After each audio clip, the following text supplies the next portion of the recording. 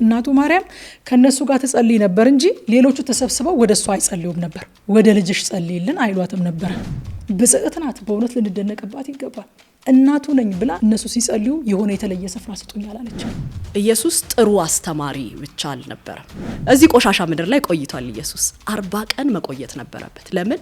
እምነታቸውን ሊያስረግጥላቸው፣ መነሳቱ እርግጠኛ እንደሆነ ለነሱ እንዲያውቁት። ኃይልህ ይምጣ ብለን ስንጸልይ ለምን ፐርፐዝ ነው? እኔ አውቃለሁ ብለን ከመሄድ እግዚአብሔር ይጠብቀን። አንተ ታውቃለህ ለኔ አመልክተኝ።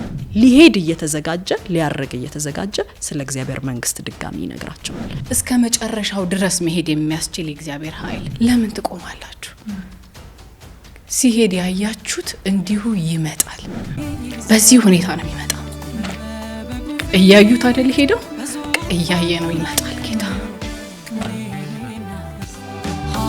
ሃሌሉያ ሁሉ ለሚገዛ ለአድራጊው ንጉስ ይበዛል ዜማችን ይበዛል ቅኔያችን በሰማይ መቅደስ በጽዮን ተራራ ቆሞ ለሚታየን ለበጉ መዝሙር ስግደት አምልኳችን ለሚመጣልን ታጅቦ ዜማችን የበጉ ቅኔ ዘላለም ማንም ነው ያበራ በዙፋኑ ላይ ታማኙ ይደምቃል። ኢየሱስ ክርስቶስ ይመጣል። ስለምን ቆምሽ? ለምን ቆምሽ? እመጣለሁ እኮ።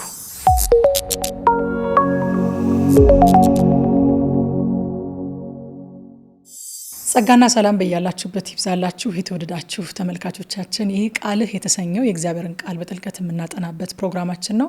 ቆይታችሁን ከኛ ጋር እንድታደርጉ ግብዣዬ ነው።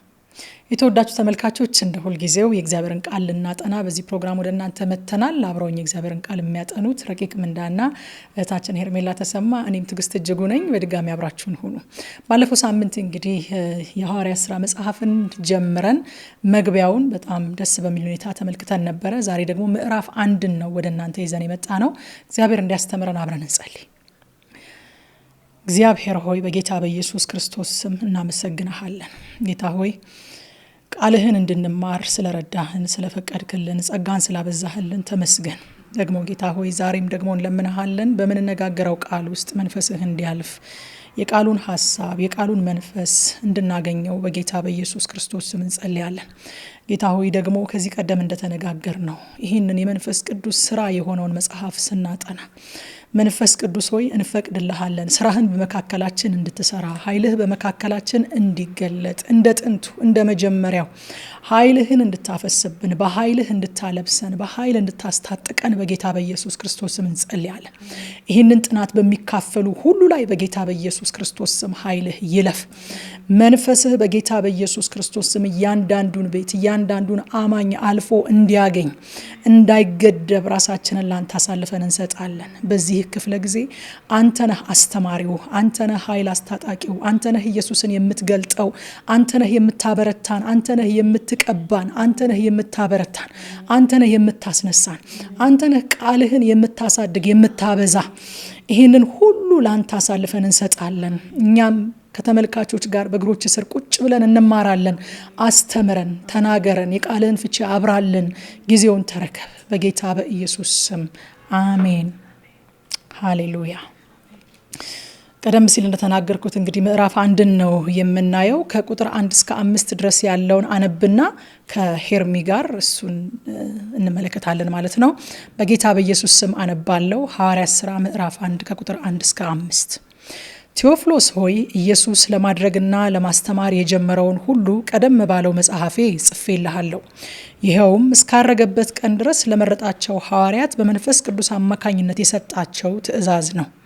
ከሕማማቱም በኋላ ራሱ ቀርቦ ሕያው መሆኑን ለእነዚሁ በብዙ ማስረጃ እያረጋገጠላቸው 40 ቀንም አልፎ አልፎ እየታያቸው ስለ እግዚአብሔር መንግሥት ነገራቸው። ከእነርሱም ጋር በማዕድ ተቀምጦ ሳለ እንዲህ ሲል አዘዛቸው። ከኢየሩሳሌም አትውጡ፣ ነገር ግን እኔ ስናገር የሰማችሁትን አብ የሰጠውን ተስፋ ጠብቁ። ዮሐንስ በውሃ አጥምቆ ነበርና እናንተ ግን ከጥቂት ቀን በኋላ በመንፈስ ቅዱስ ትጠመቃላችሁ ይላል። እግዚአብሔር ስም የተባረከ ይሁን። እግዚአብሔር ይመስገን። እንግዲህ ባለፈው እንዳልነው በብዙ ኤክሳይትመንት ነው ይሄንን መጽሐፍ እያጠናን ያለ ነው። ከቃሉ ከንግግሩ ከወርዶቹ ባለፈ በዛ ጊዜ የነበረው ይሄው ራሱ መንፈስ መጥቶ እንዲያነቃቃን እኛንም እንዲያነሳን ጸሎታችንና ያ መጠባበቅ በእኛ ዘንድ አለ፣ በተመልካቾቻችንም ዘንድ ደግሞ እንዲሆን ይሄ ምኞታችንም ጸሎታችንም ነው። ይሄንን በማለት ልጀምርና ከቁጥር 1 እስከ 5 ያለውን ከኔ ጋር እናያለን። እንግዲህ ጸሐፊውን የተጻፈለትን ሰው ባለፈው በመግቢያችን በደንብ ዳሰን አይተናል። ቴዎፍሎስ ሆይ ብሎ ይጀምራል። ጸሐፊው ሉቃስ እንደሆነ ለቴዎፍሎስ እንደጻፈለት ባለፈው ተመልክተናል። የመጀመሪያ ስራው የነበረው የሉቃስ ወንጌል መጽሐፍ እንደነበረና ለዛው ሰው ደግሞ መጽሐፉን እንደቀጠለ ያስረዳናል። እዚህ ምዕራፍ 1 ቁጥር 1 ላይ ለማድረግ ኢየሱስ ለማድረግና ለማስተማር የጀመረውን ሁሉ ቀደም ባለው መጽሐፌ ጽፌልሃለሁ ብሎ ይጀምራል። የሉቃስን ኢየሱስ ያደረገውን እና ያስተማረውን መዘገብ ለመቀጠል መነሳሳቱን እዚህ ክፍል ላይ አይቼበታለሁኝ እና በጣም ማረከኝ። ኢየሱስ ያደረገውንና ያስተማረውን ነገር እኮ ጽፎለታል፣ ግን ደግሞ ይቀጥላል። አሁንም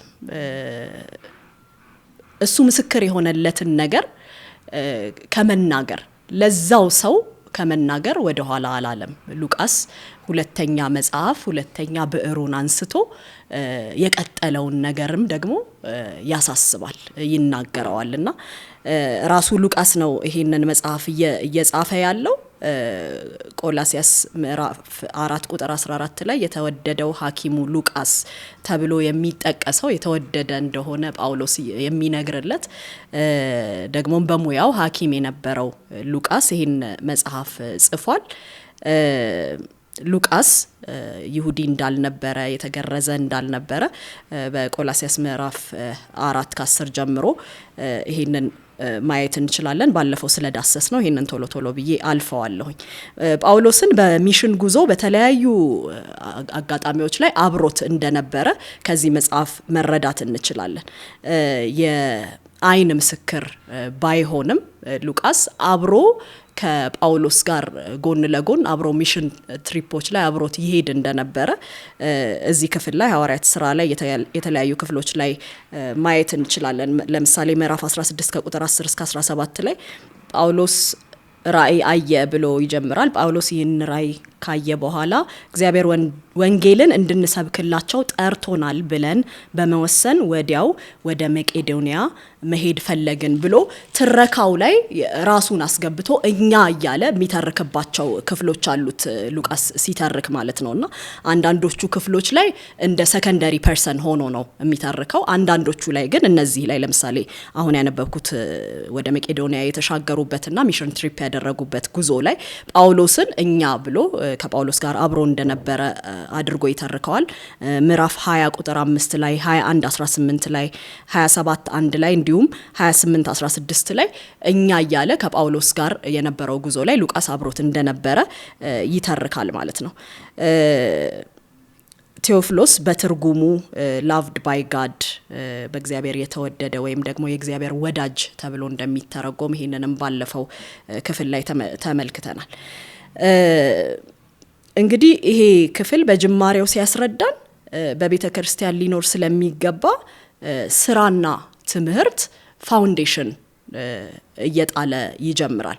በወንጌላት ላይ ቀድሞ ሉቃስ ራሱ አንዱ የወንጌል ጸሐፊ ስለሆነ ኢየሱስ ክርስቶስ ያስተማረውን ሊያስተምር የጀመረውን እንዲሁም ደግሞ ሊያደርግ የጀመረውን ነገር ጽፌልሃለሁ እያለ ነው የሚጀምረው። እነዚህ የወንጌላት ዓላማዎች ናቸው። ወንጌላት አራቱም ወንጌላት ማርቆስም፣ ሉቃስም፣ ዮሐንስም፣ ማቴዎስም አራቱም ኢየሱስ ክርስቶስ ስለገባበትና ስለወጣበት ስላስተማራቸው ትምህርት እንዲሁም ደግሞ ስላደረጋቸው ነገሮች እነዚህ ወንጌላት ሁሉም ተርከውልናል። ሉቃስ ደግሞ አንዱ የወንጌል ተራኪያችን ነው ማለት ነው። ይህን ሁሉ ባለፈው መጽሐፌ ጽፌልሃለሁ ብሎ ይቀጥልና እስካረገበት ቀን ድረስ ለመረጣቸው ሐዋርያት በመንፈስ ቅዱስ አማካኝነት የሰጣቸው ትእዛዝ ብሎ ይናገራል። የተመረጡ ሐዋርያት እንዳሉ ክርስቶስ ራሱ የመረጣቸው 12ቱ ሐዋርያት እንደነበሩ ለነሱ ደግሞ የሰጣቸው ትእዛዝ እንደነበረ ስለዚህ ያነሳ ይናገራልና መመረጥ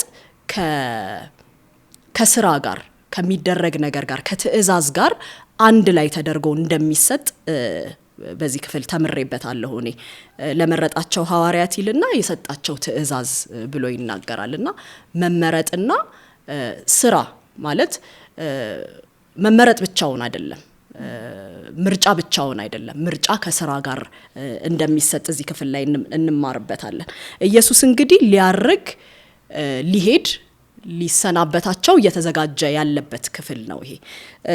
ማርቆስ 13 ላይ ይሄንን የሚያስረዳልን አይነት ምሳሌ ራሱ ጌታ ኢየሱስ ክርስቶስ ይናገራል።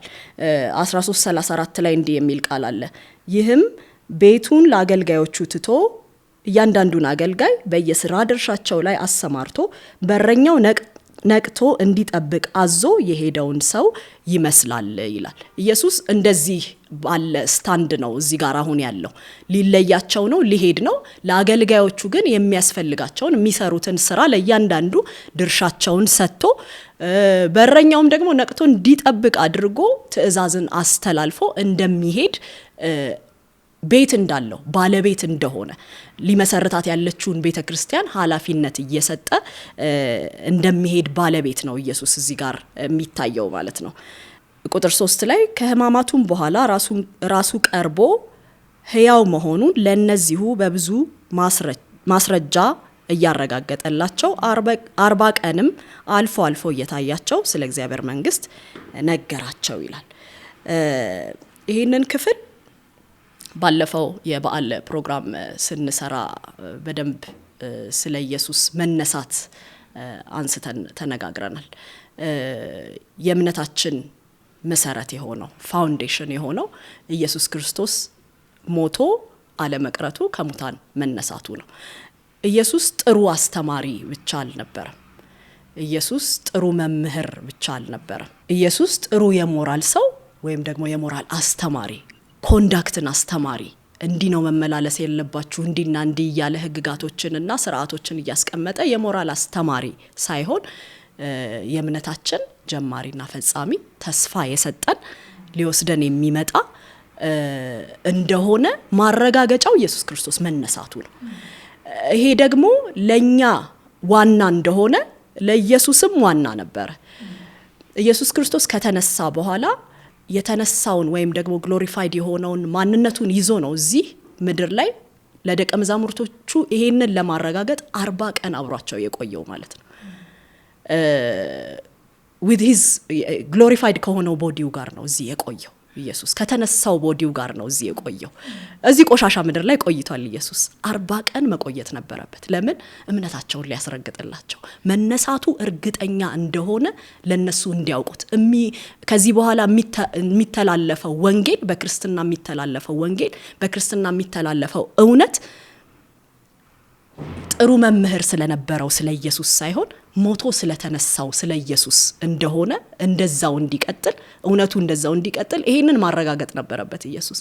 ስለዚህ አብሯቸው 40 ቀን እየታያቸው መነሳቱን እርግጠኞች እንዲሆኑ አድርጓቸው ነው ኢየሱስ የሄደው።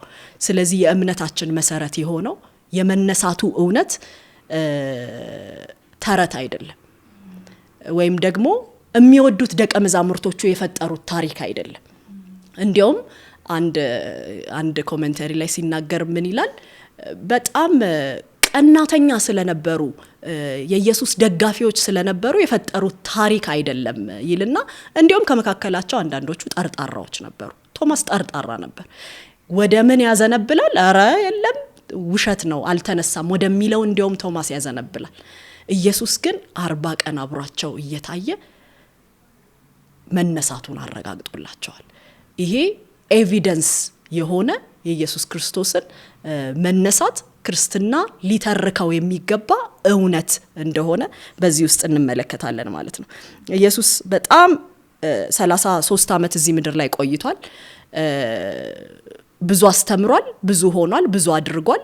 የምንከተላቸው ብዙ እውነቶችን ነግሮናል። ሊያደርግና ሊያስተምር የጀመረውን ብሎ ሉቃስ እንደጀመረ ማለት ነውና ያደረጋቸውና ያስተማራቸው የክርስትና ኮር የሆኑ ነገሮችን በኢየሱስ ሕይወት በ33 ዓመቱ ውስጥ አይተናል።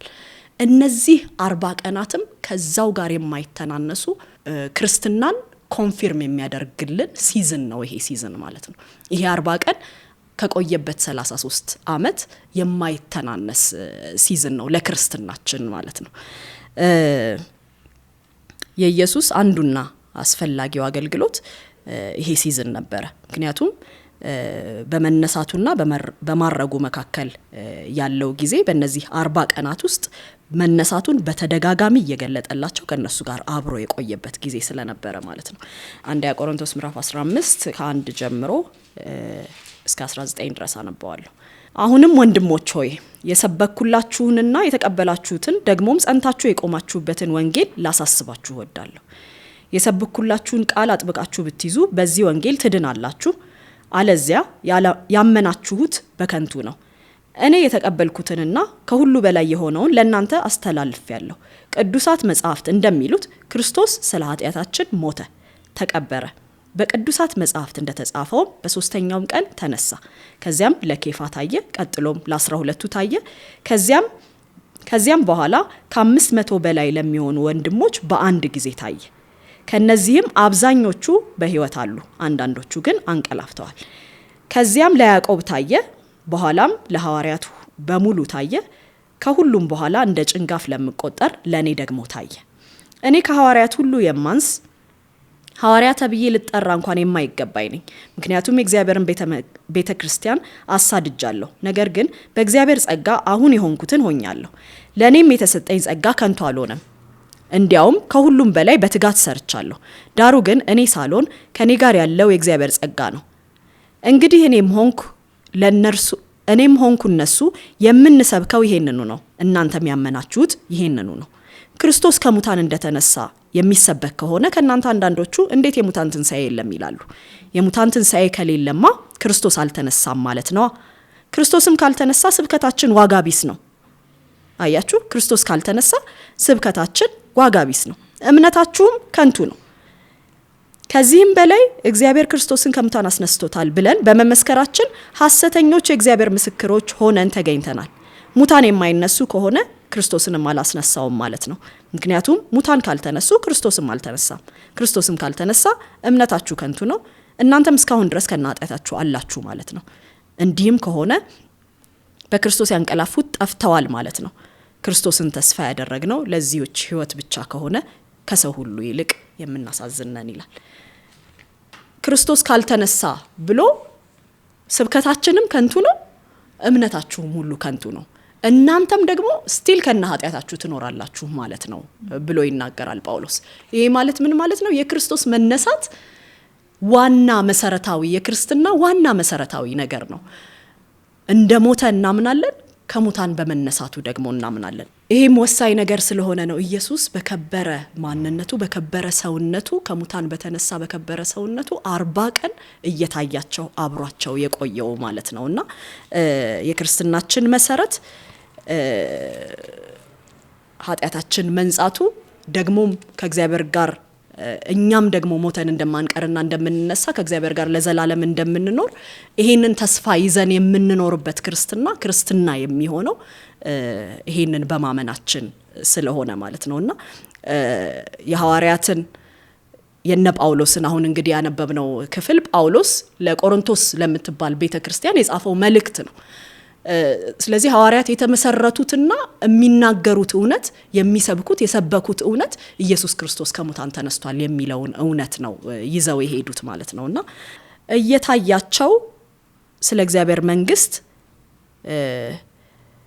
ለዚሁ በብዙ ማስረጃ እያረጋገጠላቸው እሱ መሆኑን ማለት ነው። አንተ አይደለህም ሲሉት እነ ቶማስ እርግጠኛ ሳይሆኑ ሲቀሩ እሱ መሆኑን እርግጠኛ ሳይሆኑ ሲቀሩ ና እጅህን ክተት ስደድ በቁስሌ ውስጥ እያለ በብዙ ማስረጃ የሚለው እሱን ነው። በብዙ ማስረጃም ለምን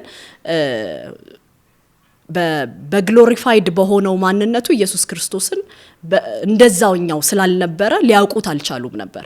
ስለዚህ ማስረጃ ያስፈልጋቸው ነበር። እኔ ነኝ እያለ ማስረጃን ያስቀምጥላቸው ነበር ማለት ነውና በብዙ ማስረጃ እሱ መሆኑን እንደተነሳ እያረጋገጠላቸው 40 ቀን አብራቸው ታየ ካለ በኋላ ከዛ ስለ እግዚአብሔር መንግስት ነገራቸው። የኢየሱስ የትምህርቱ መሰረት የእግዚአብሔር መንግስት ጉዳይ ነው።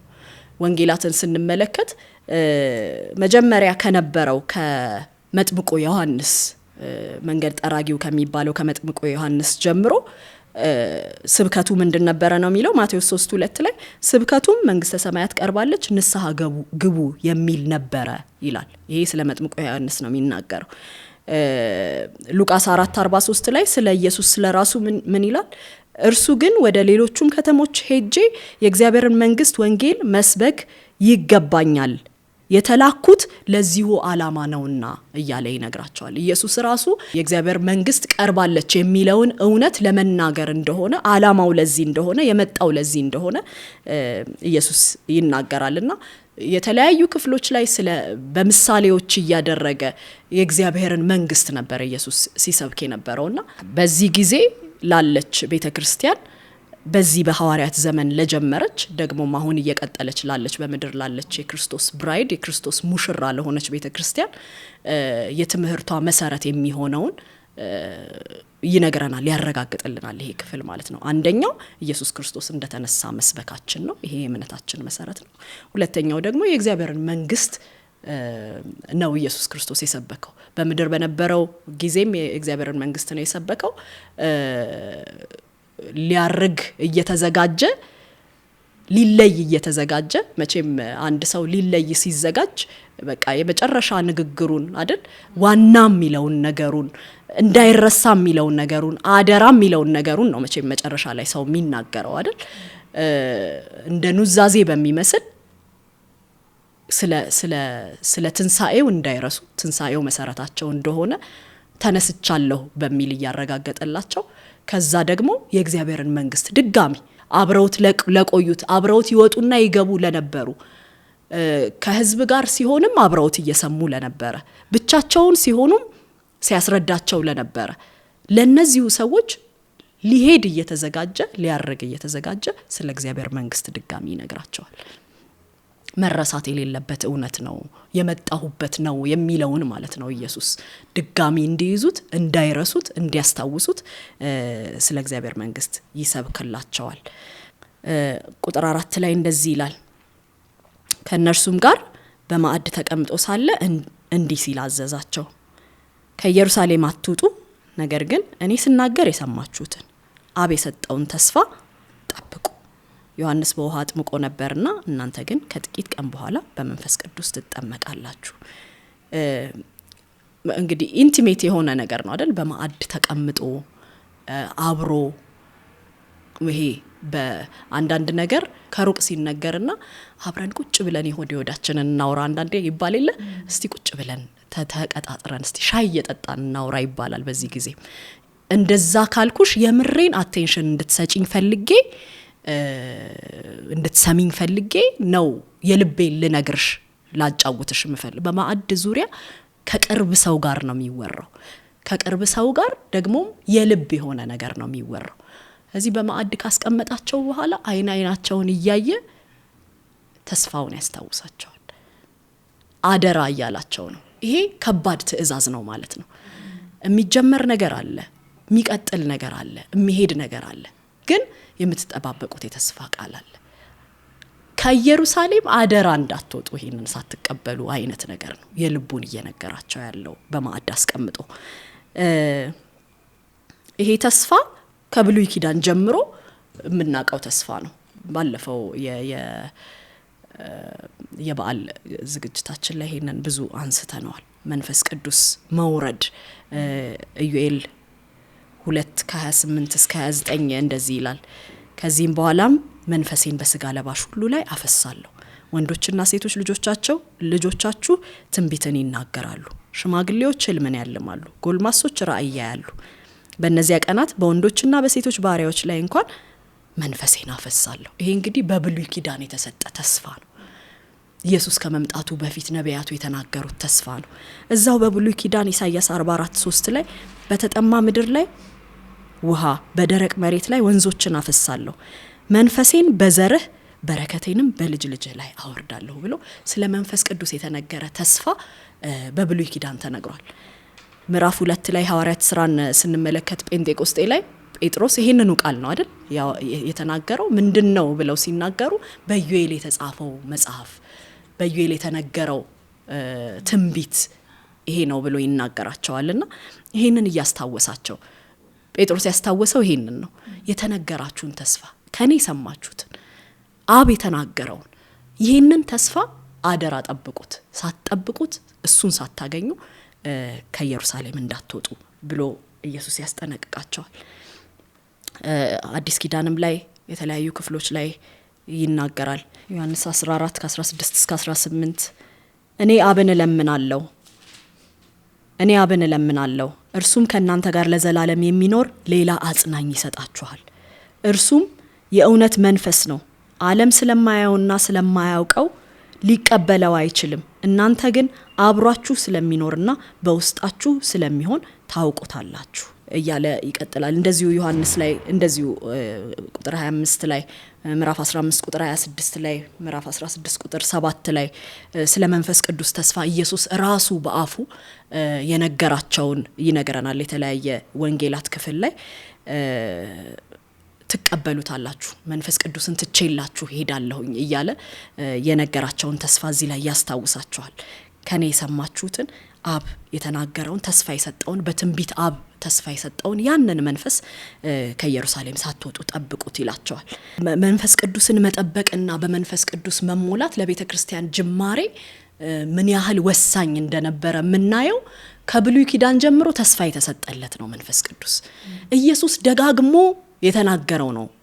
መንፈስ ቅዱስ አሁን ሊያርግ እየተዘጋጀ ኢየሱስ በማዕድ አስቀምጦ አይናቸውን እያየ አዎ ስለሚነገረው እውነት በክርስትና ስለሚቀጥለው እውነት አስታጥቆ ይናገራቸዋል። ስለ እግዚአብሔር መንግስት መሰበክ እንዳለበት የመነሳቱ እውነት መነገር እንዳለበት ይነግራቸዋል። ግን ይሄ ሁሉ የሚከናወነው ከመንፈስ ቅዱስ ውጪ እንዳይሆን ጠብቁት ብሎ ይነግራቸዋል። ከዚህ በኋላ የምናያቸውን የሐዋርያት ትርክቶች፣ ስራዎች ከመንፈስ ቅዱስ ጋር ነው የሰሩት። መንፈስ ቅዱስን ኢየሱስ እንዳላቸው ቁጭ ብለው ጠብቀውት ባይሆን ኖሮ ተነስተው በራሳቸው ሄደው ቢሆን ኖሮ ይሄ ሁሉ ባልሆነ ነበረ። በሰሙትና ባዩት ብቻ አይደለም እማኞችና ምስክሮች የሆኑት። ምስክርነታቸው እስከ ምድር ዳር ድረስ ሄደው ይሄንን የተስፋውን መንፈስ ቅዱስን ከተቀበሉ በኋላ ነውና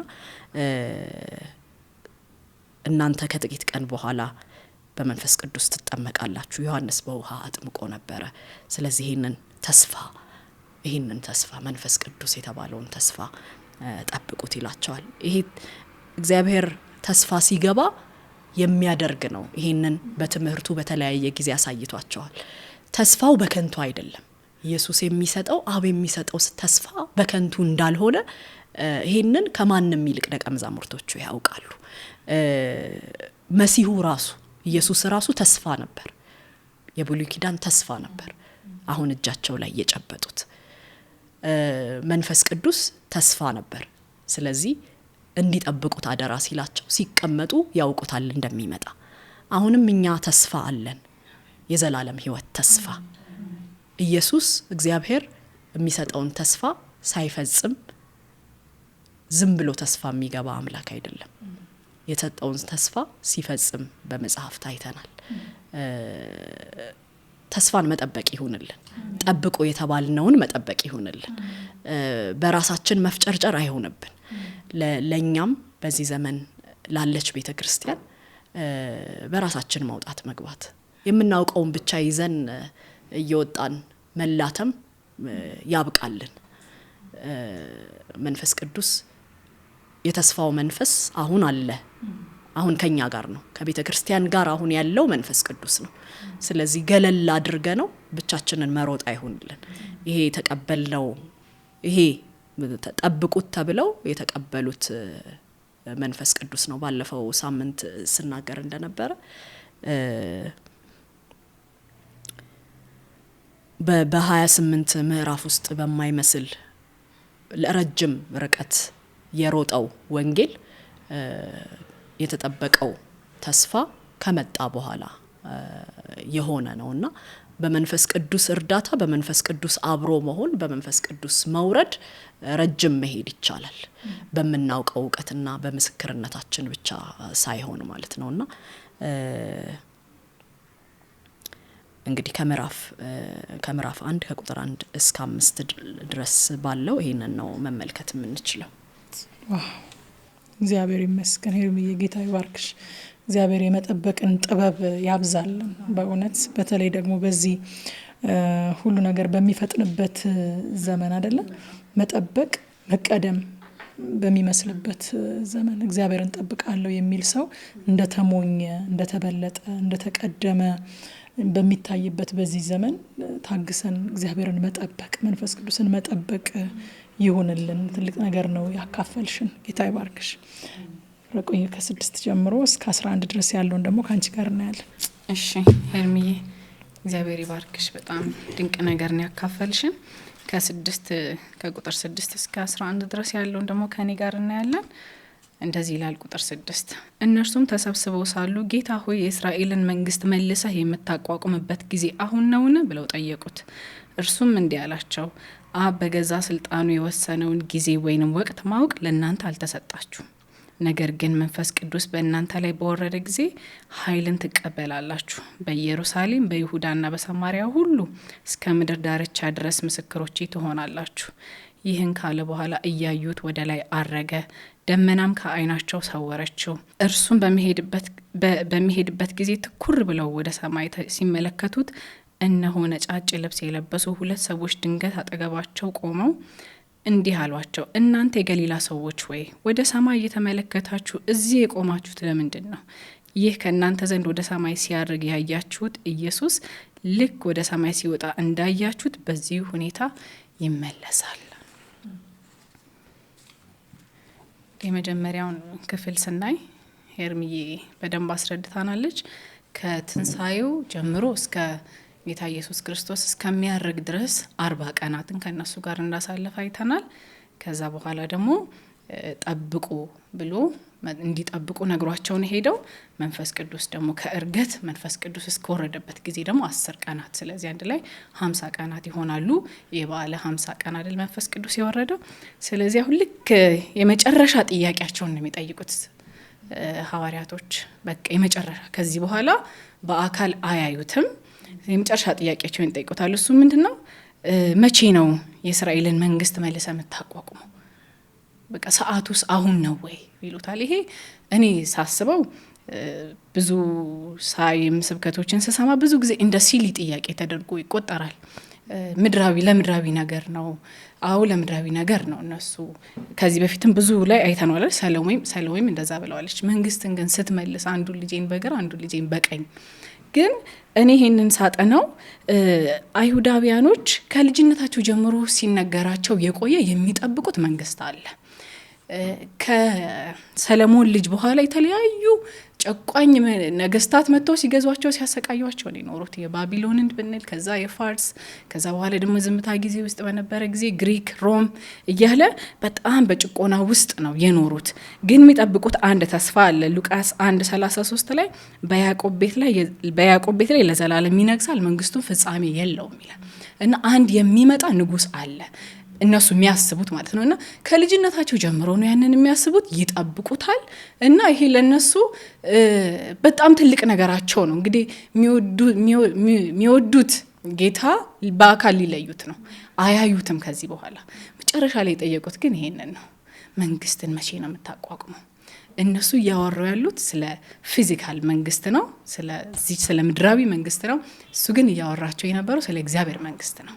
እና ይጠብቁታል ያንን መንግስት መሆኑ እኮ አይቀርም። ከዛ በኋላ በጣም ይመለሰላቸው መልስ ይገርመኛል በጣም። እርሱም እንዲህ ያላቸው አብ በገዛ ስልጣኑ የወሰነውን ጊዜ ወይም ወቅት ማወቅ ለእናንተ አልተሰጣችሁ። እመጣለሁ መልሼ እገዛለሁ፣ ግን መች እንደሆነ ለእናንተ ማወቅ አልተሰጣችሁ። ያችን ቀን የሚያውቃት አብ ብቻ ነው ይላቸዋል። እኔ ሄዳለሁ፣ የሚመጣ አለ። ያ የሚመጣው ደግሞ መልሶ ኢየሱስ ክርስቶስ ተመልሶ እንዲመጣ ሐዋርያቶች ወንጌልን እንዲያሰፉ በኃይል ተሞልተው የምድር ዳርቻ ድረስ እንዲሄዱ ወንጌል እንዲሰፋ። ምክንያቱም ወንጌል ሲሰፋ ነው ኢየሱስ ክርስቶስ ዳግመኛ የሚመጣው። እኔ ሄዳለሁ፣ አሁን ጉዳዩ የኔ መመለስ ሳይሆን የሚመጣ አለ ብሎ ሪስፖንሲቢሊቲ ነው እዚህ ጋር ሲሰጣቸው የምናየውና የሚጠብቁት መንግስት እንዳለ በዚህ ክፍል ላይ አይተናልና እግዚአብሔር ኢየሱስ ደግሞ እየነገራቸው የነበረው የእግዚአብሔር መንግስት ህዝብ ያለበት እንደ መንግስት ሲባል ህዝብ አለ፣ መሪ አለ፣ ከዛ ህገ መንግስት አለ። እንደዛው ሁሉ የእግዚአብሔር መንግስት የምትባል አለች ብሎ እሱን ነው እነሱ ኤክስፔክት ያደረጉት ከነበሩበት ከሮም አገዛዝ ነፃ የሚያወጣቸውን ስለነበረ ነውና ጌታ ኢየሱስ ግን ያችን ቀን ማወቅ ለእናንተ አልተሰጣችሁም ይላቸዋል። ሉቃስ ወንጌል ምዕራፍ 12 ቁጥር 40 ላይ እናንተ ተዘጋጅታችሁ ጠብቁ፣ የሰው ልጅ ባላሰባችሁት ጊዜ ይመጣል። አሁን በቃ እኔ ተመልሼ ይመጣለሁ፣ ግን ተመልሼ ስመጣ የሚያስፈልግ ከእናንተ የሚጠበቅ ነገር አለ። እሱ ምንድነው? በኃይል ተሞልታችሁ ወንጌልን እስከ ምድር ዳርቻ ድረስ ማድረስ የሚለን ኃላፊነት ሰጥቷቸው ይሄዳል ማለት ነው። ከዛ ልክ ቁጥር 8 ላይ ከነሱ ንግግር ወጣ ይልና ነገር ግን ብሎ ይጀምራል። ነገር ግን በቃ ዋና ነገር ፎከስ ማድረግ ያለባችሁ ብሎ ነገር ግን መንፈስ ቅዱስ በእናንተ ላይ በሚወርድ ጊዜ ኃይልን ትቀበላላችሁ፣ በኢየሩሳሌም፣ በይሁዳ፣ በሰማሪያ ሁሉ እስከ ምድር ዳርቻ ድረስ ምስክሮቼ ትሆናላችሁ አለ። ኢየሱስ ክርስቶስ በምድር ላይ ጀምሮት የሄደውን አገልግሎት እነሱ መጨረስ ካለባቸው፣ እነሱ ማስፈጸም ካለባቸው ይህ ኃይል ያስፈልጋቸዋል። በራሳቸው ብቃት፣ በራሳቸው ጥበብ፣ በራሳቸው ቴክኒክ የሚደረግ ነገር አይደለም። አገልግሎት ኃይል ያስፈልገዋል ማለት ነው። ውጤታማ አገልግሎት፣ ፍሬያማ አገልግሎት ከሆነ ይሄ ኃይል እንደሚያስፈልገው በዚህ ክፍል ላይ እናያለን ማለት ነው። እዚህ ጋር አንድ በጣም ሳጠና የገረመኝ ምስክሮቼ የሚለው ቃል ሳየው የግሪኩ ቃል ከእንግሊዝኛው ማርታየር ከሚለው ጋር አንድ አይነት ነው። ሰማዕቶቼ ትሆናላችሁ ነው፣ በቃ ትሞታላችሁ ነው የሚለው። ምስክሮቼ የሚለው ቃል ሰማዕቶቼ ትሆናላችሁ ነው የሚለውና እስከ መጨረሻው ድረስ መሄድ የሚያስችል የእግዚአብሔር ኃይል፣ እስከ ጥግ ድረስ፣ እስከ ሞት ድረስ፣ ደምን እስከ ማፍሰስ ድረስ መሄድ ሰው የሚችለው የእግዚአብሔርን ኃይል፣ የመንፈስ ቅዱስን ኃይል ስንቀበል ብቻ ነውና ይሄ ኃይል ደግሞ ፐርፐዝ አለው፣ አላማ አለው። የእግዚአብሔር ኃይል ሲመጣ፣ መንፈስ ቅዱስ ሲመጣ፣ ኃይልህ ይምጣ ብለን ስንጸልይ ለምን ፐርፐዝ ነው? የሆነ አጋንንቶችን አንጫጭተን በጣም አገልጋይ ናት ለመባል ነው? እግዚአብሔር ቃል እንደሱ አይደለም። ኃይል ይመጣል። ይሄ ኃይል ደግሞ ምስክር ነው የሚያደርገው፣ ወንጌል ተናጋሪ ነው የሚያደርገው። ከዛ ደግሞ የሚመጣ ጠብቁት የተባለው መንፈስ ቅዱስ አለና መንፈስ ቅዱስ ማን ነው የሚለውን ትንሽ ባይ ደስ ይለኛል። ያው ሁላችንም እንደምናውቀው መንፈስ ቅዱስ ራሱ እግዚአብሔር ነው። መንፈስ ቅዱስ አብ፣ ወልድ፣ መንፈስ ቅዱስ አንድ አምላክ በመለኮትነት ፉሊ ጋድ ነው። ከዛ ደግሞ ቅድም ያነበብነው ቃል አለ አይደለ? ሂ ድዌልስ በቃ በእኛ ውስጥ ይኖራል። በእኛ በቃ ቅርባችን ነው። ሩቅ አንሄድም። አሁን ኢየሱስ ክርስቶስ ወደ ሰማይ ካረገ በኋላ የመጣው የእግዚአብሔር መንፈስ ለኛ ቅርብ ነው። የሚመራን፣ የሚሰማን፣ የሚያዋራን፣ በቃ ወደ እውነት የሚመራን ቅርባችን የሆነ አምላክ ነው። ከዛ ደግሞ መንፈስ ቅዱስ ኃይል አለው፣ ግን ኃይል ብቻ አይደለም። በእሳት ይመሰላል፣ እሳት ግን አይደለም። የሆነ በንፋስ ሊመሰል ይችላል፣ ንፋስ ግን አይደለም። መንፈስ ቅዱስ እግዚአብሔር ነው፣ ፐርሰን ነው። የራሱ የሆነ ባህሪያቶች እግዚአብሔር ልክ አትሪቢዩትስ ኦፍ ጋድ እግዚአብሔር ባህሪ ያለው እግዚአብሔር ነው መንፈስ ቅዱስ። አንዳንዶቹን ባህሪያቶች ለሰዎች ያካፍላል፣ ኮሚኒካብል የሆኑ ባህሪያቶች አሉ። ከዛ ደግሞ የራሱ የሆኑ ባህሪያቶች አሉ። ስለዚህ መንፈስ ቅዱስ እግዚአብሔር ነው።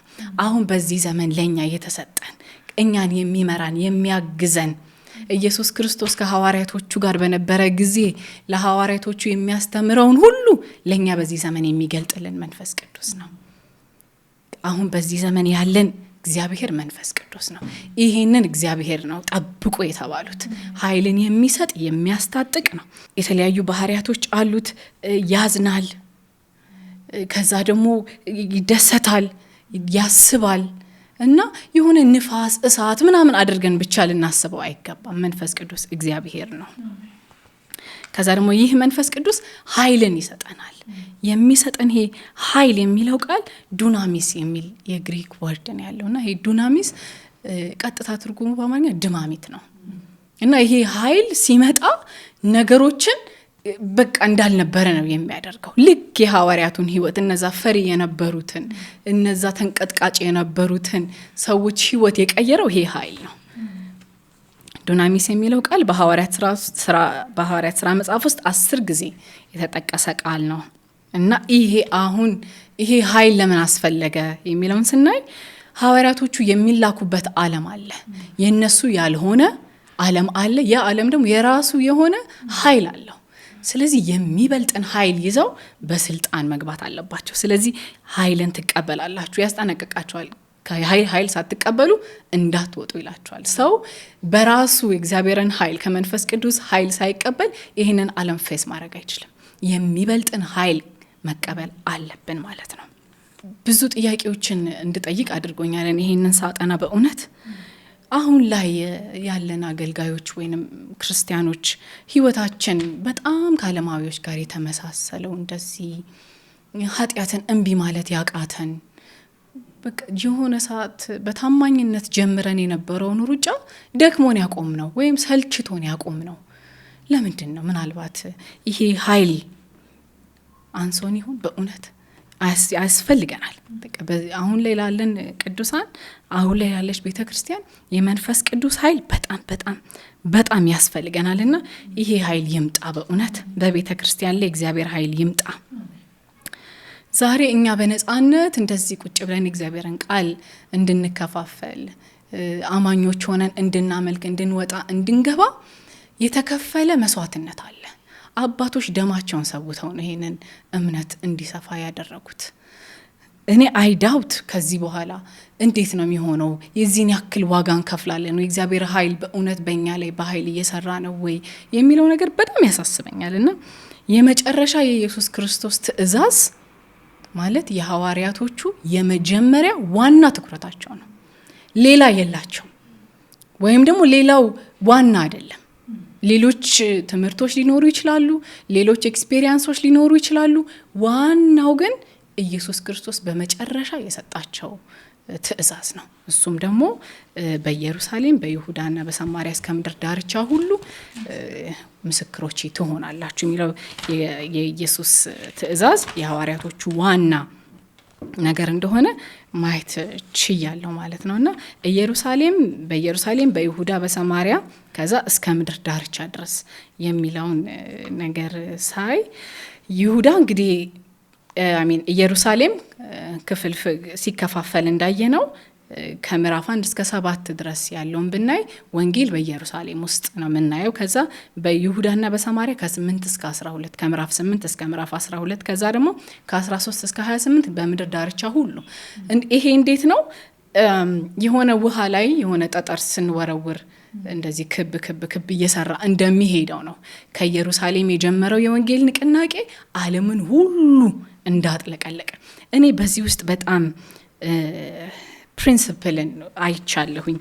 የእግዚአብሔር ኃይል ሲመጣ በኢየሩሳሌም የነበሩትን ብቻ አይደለም፣ በኢየሩሳሌም የነበሩትን በዛ በይሁዳ ራዲየሱ እየሰፋ ነው የሚሄደው። ቀጥታ ወደ ዓለም አልሄዱም። መጀመሪያ አካባቢያቸው ላይ ያለውን ሰው ነው ኢንፍሉዌንስ ያደረጉት። የእግዚአብሔር ኃይል ሲመጣ እንደዛ ነው የሚሰራው ወዳጆች። አካባቢያችን ያሉንን ሰዎች ነው በወንጌል በህይወት ኢንፍሉዌንስ የምናደርገው። በቃ ቤተሰቦቻችንን፣ ጓደኞቻችንን፣ የሥራ ባልደረቦቻችንን፣ ዙሪያችን ኢየሩሳሌማችንን በወንጌል ከዛ በኋላ ደግሞ ይሰፋል። ከዛ በኋላ ደግሞ የበለጠ እየሰፋ ይሄዳልና ይሄ በጣም ትልቅ እኔ እንደ ፕሪንሲፕል አይቼዋለሁ። በቃ የእግዚአብሔር ኃይል ሲመጣ የሆነ ትልቅ ኮንፈረንስ ላይ ምናምን አይደለም የሚወስደን። እግዚአብሔር ኃይል ሲመጣ አካባቢያችንን ነው መጀመሪያ ኢንፍሉዌንስ የምናደርገው።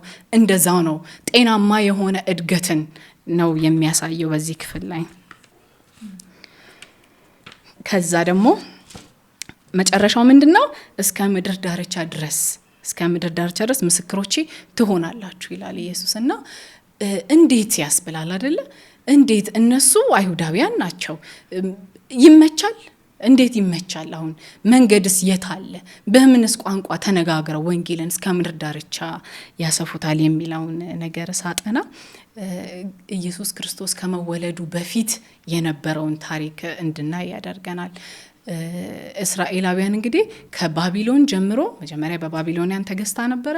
ከዛ በኋላ የፋርስ መንግስት መጣና ባቢሎንን ዲፊት አድርጎ የፋርስ መንግስት ሲገዛ ነበር። የነ ነህምያ ዘመን እንዲመለሱ ወደ ሀገራቸው እንዲመለሱ የፈቀደላቸው ማለት ነው። ከዛ በኋላ እስከ መጨረሻው ድረስ 400 ዓመት እግዚአብሔር ጸጥ እስከሚል ድረስ ይገዛ የነበረው የፋርስ መንግስት ነው። በዚህ በጸጥታ ጊዜ ውስጥ በ400 ዓመት በጸጥታ ጊዜ ውስጥ ግን እግዚአብሔር ድምጹን ለህዝቡ አላሰማም እንጂ እየሰራ ነበር።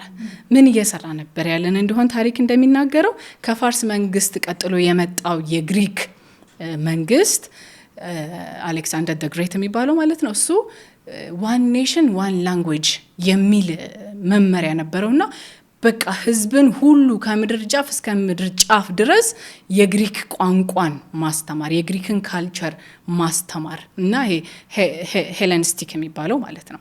ስለዚህ አሁን የግሪክን ቋንቋ የማይሰማ አይሁዳዊም የለም፣ ግሪክም ሁሉም የግሪክን ቋንቋ ይሰማሉ በጣም በብዛት በሚባል ደረጃና ይሄ ራሱ ወንጌል ሰዎች እንዲሰሙ በጣም ምቹን ሁኔታ የፈጠረ ነው። ከዛ ልክ የግሪክ መንግስት ደግሞ አልፎ የሮም ሲመጣ ደግሞ መንገዶች ተሰሩ። እነዛ መንገዶችም ደግሞ ወንጌል እንዲሮጥ እንዲሰፋ በጣም ትልቅ አስተዋጽኦን አድርጓልና ጌታ ኢየሱስ እስከ ምድር ዳርቻ ድረስ ሲል ስለሚያውቅ ነው፣ የተሰራውን ስለሚያውቅ ነው። እነሱ ላይ ያውቁ ይችላሉ። we don't know እግዚአብሔር ምን እንደሰራ፣ ግን ትእዛዝን ሲሰጠን አገልግሎትን ሲሰጠን እግዚአብሔር ነገሮችን አስተካክሎ ነውና ይሄ በጣም ነካኝ። እኔ በቃ በዛ በዝምታ ጊዜ ውስጥ እግዚአብሔር ድምጹ አልተሰማም በተባለበት ጊዜ ውስጥ እግዚአብሔር ሲሰራ ነበረ ወንጌል ከጫፍ ጫፍ እንዲሰማ ማለት ነውና ከዛ በኋላ ቁጥር 9 ላይ ይሄንን ካለ በኋላ እያዩት ወደ ላይ አረገ። ይሄንን ካለ በኋላ እያዩት ወደ ላይ አረገ፣ ደመናም ከዓይናቸው ሰወረችው ይልና ግን ያዘዛቸው ትእዛዝ አለ። ምንድነው ትእዛዙ? በኢየሩሳሌም ቆዩ ነው። በኢየሩሳሌም ቆዩ ነው ትእዛዙ። እነዚህ ሰዎች ሐዋርያቶቹ ከይሁዳ በቀር 11 የገሊላ ሰዎች ናቸው። የገሊላ ሰዎች ይላቸዋልና ኢየሩሳሌም ለነሱ ኮምፎርታብል ዞን አይደለም፣ የሚመቻቸው አይደለም። ለነሱ የሚመቻቸው ገሊላ በሄዱ ነው። ግን ጌታ ኢየሱስ ምንድነው ያላቸው? በኢየሩሳሌም ቆዩ፣ ከኮምፎርት ዞናችሁ ውጡ ነው። በቃ ውጡ፣ ሂዱ፣ ኢየሩሳሌም ቆዩ ብሎ ትእዛዝን ይሰጣቸዋል ማለት ነው። ከዛ 10 ቀናትን ጌታ ኢየሱስ ክርስቶስ ካረገ በኋላ ከ10 ቀን በኋላ መንፈስ ቅዱስ የመጣው እና የእግዚአብሔር ስራ የሚሰራው በእግዚአብሔር መንፈስ ብቻ ነው። በእውነት ሐዋርያት ይህንን መንፈስ ስለተቀበሉ በጣም ኃይለኞች ነበሩ፣ በጣም ደፋሮች ነበሩ፣ እስከ ሞት ድረስ የሚሄዱ ነበሩ። ብዙ ወርቅ የላቸውም፣ ብዙ ገንዘብ የላቸውም፣ እንደኛ ዘመን እውቀትም የላቸውም፣ ቴክኖሎጂም ዘዴም የላቸውም። እኛ በጣም ብዙ ነገር አለን በዚህ ዘመን፣ ሚዲያ አለን፣ የተለያዩ ጥናቶች ምርምሮች አሉን፣ የተማረነን ዘዴዎች አለን። ግን ሁሉ ነገር ኖሮ የእግዚአብሔር ኃይል ከጎደለ ግን በቃ ይሄንን ክፍል ሳጠና አንድ ያነበብኩት ስቶሪ፣ አንድ አሜሪካ ውስጥ ያለ ታዋቂ ዘፋኝ በ19 ምናምን አካባቢ ነበረ፣ ሴሌብሪቲ ነው እና የእድሜዎቹ መጨረሻ አካባቢ ጌታን ተቀበለ ይሰው እና ይህ ሰው ጌታን ከተቀበለ በኋላ ለ2-3 አመታት ከቤቱ አልወጣም። የእግዚአብሔርን ቃል ሲያነብ በተለይ ደግሞ ሐዋርያት ስራን ሲያጠና ነው የኖረው እና በጣም የሐዋርያትን ስራ አጥንቶ ምናምን በጣም በቃ ተነክቶ ቸርች ሄዶ አያውቅም። ጌታን ከተቀበለ ጊዜ ጀምሮ ቸርች የሚባል አያውቅም ሰውየው። ጌታንም የተቀበለው የሆነ የጸሎት ህብረት ላይ ነው።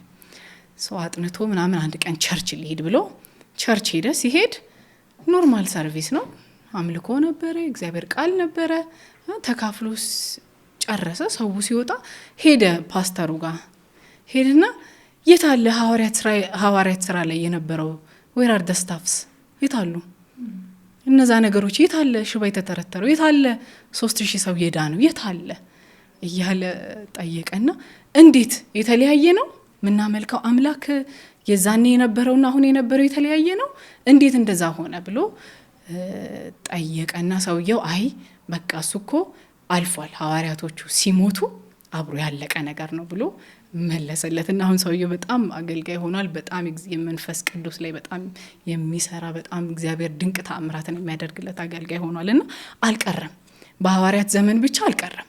የእግዚአብሔር መንፈስ አሁንም በእኛ ላይ ይሰራል፣ አሁንም ይመጣል፣ አሁንም ቤተክርስቲያንን ያነሳል፣ አሁንም የታመሙ ይፈወሳሉ፣ አጋንንት ይወጣል።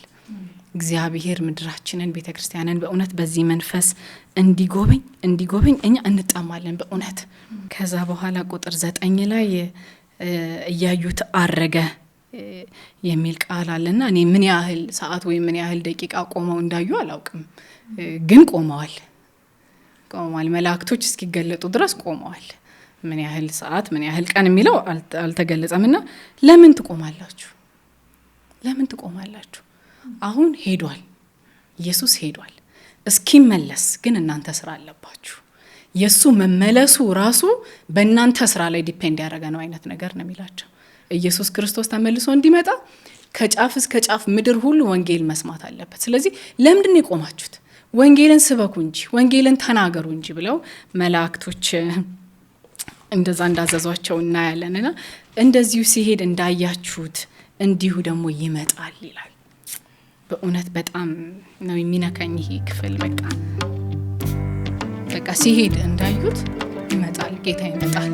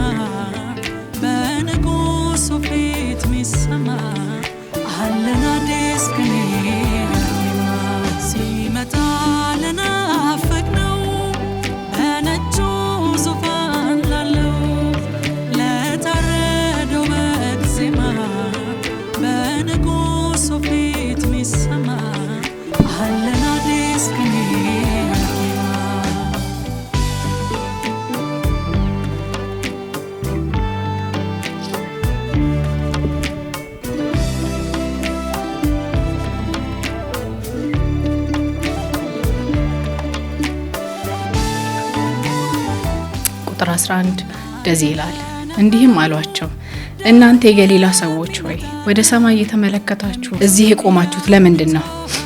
ይህ ከእናንተ ዘንድ ወደ ሰማይ ሲያርግ ያያችሁት ኢየሱስ ልክ ወደ ሰማይ ሲወጣ እንዳያችሁት በዚህ ሁኔታ ይመጣል እና በዚህ ሁኔታ ነው የሚመጣው። እያዩት አይደል ሄደው እያየ ነው ይመጣል ጌታ። ሃሌሉያ ሁሉ ለሚገዛ አሜን። ድል አድራጊው ንጉስ ይበዛል ዜማችን ይበዛል ቅኔያችን በሰማይ መቅደስ በጽዮን ተራራ ቆሞ ለሚታየን ለበጉ መዝሙር ስግደት አምልኳችን ለሚመጣልን ታጅቦ ዜማችን የበጉ ቅኔ ሁሌ አዲስ ዘላለም አንድም ነው ያበራ በዙፋኑ ላይ ታማኙ ይደምቃል ዜማችን የበጉ ቅኔ ነው ሁሌ አዲስ ዘላለም አንድም ነው ያበራ በዙፋኑ ላይ ታማኙ ይደምቃል ያበራ በዙፋኑ ላይ ታማኙ ይደምቃል በሰማይ ያበራ በዙፋኑ ላይ ታማኙ ይደምቃል በሰማይ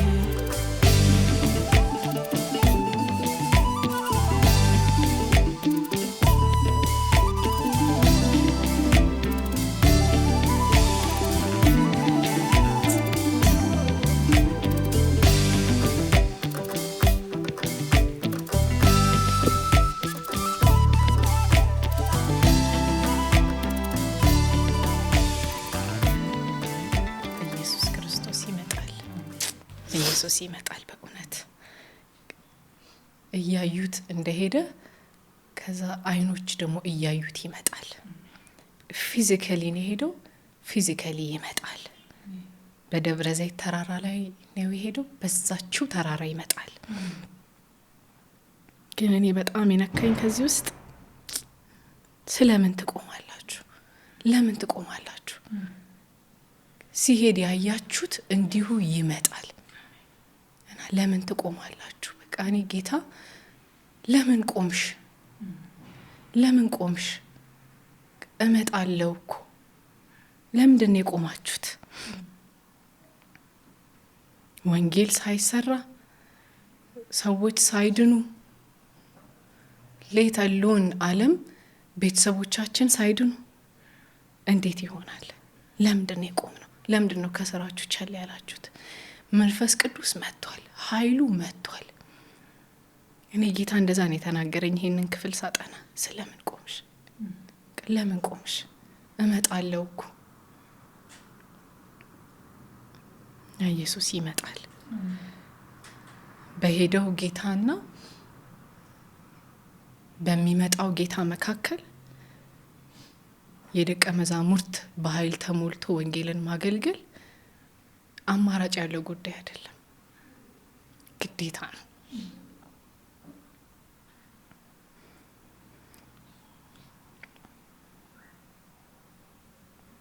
ስለዚህ ወንጌልን ለማድረስ አባቶች የተሰውለት ፈሪ የነበሩ ጀግና የሆኑለት በቃ በዛ ዘመን በጥንቱ የነበረው ያ መንፈስ አሁን በቤተ ክርስቲያን እንዲመጣ አሁን በእኛ ላይ እንዲመጣ